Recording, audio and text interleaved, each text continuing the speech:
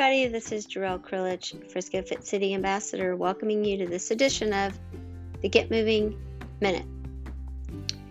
I want to talk to you guys about this concept of the importance of moving more and sitting less.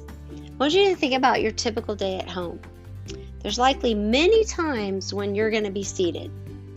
And if you have to work or enjoy reading or watching TV, these routines are absolutely going to cue you to sit pretty automatically. And there's definitely certain spaces in your house that are also going to lead you to sit more. For example, you're more likely to sit when you're in the living room than when you're in the kitchen. Now I want you to imagine you're going to go on vacation. And while you're on vacation, you're going to hike and you're going to swim and you're going to ride your bike. Your typical daily routine is interrupted and your environment has changed. Now, all of a sudden, your environment encourages you to stand or to move more than usual. So you're more likely to maintain that rhythm of sitting less and barely even thinking about it. Why? Well, we know an object in motion stays in motion, right? We know once we sit down, it's harder to get back up. So I want you to think about some situations where you find yourself standing or moving more than you usually would. And what in these situations forces you to break up the sitting routine? And here's why it's important, okay?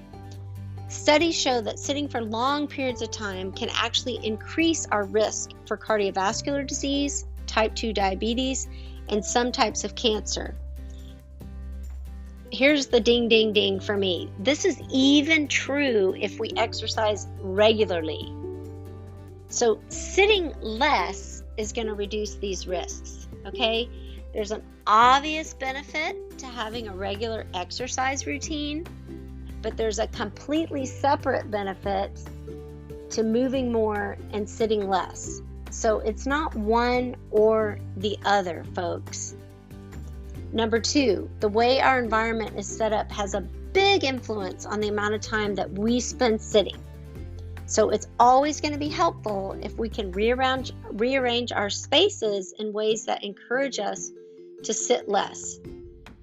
Many of our daily routines are habitual. We barely even notice what we're doing.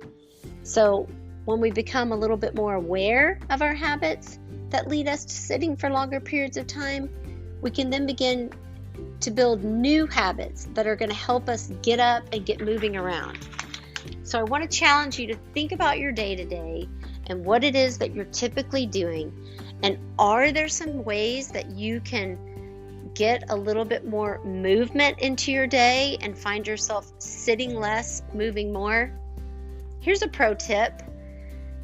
What if you forced yourself to stand up and walk around every time you were talking on the phone?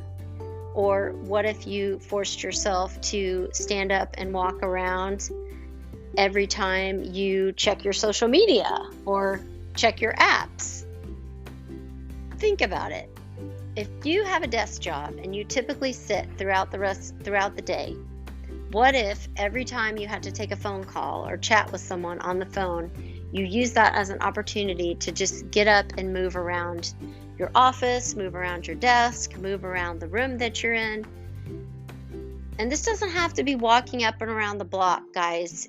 Even if we just get up every hour, every 30 minutes, stand up, stretch, move around a little bit before we sit back down, this definitely helps and is absolutely beneficial to our overall health. This is Gerryl Krilic, Frisco Fit City Ambassador, hopefully creating a little awareness today around moving more, sitting less, reminding you guys to get up, get out, get moving each and every day and make it a great day.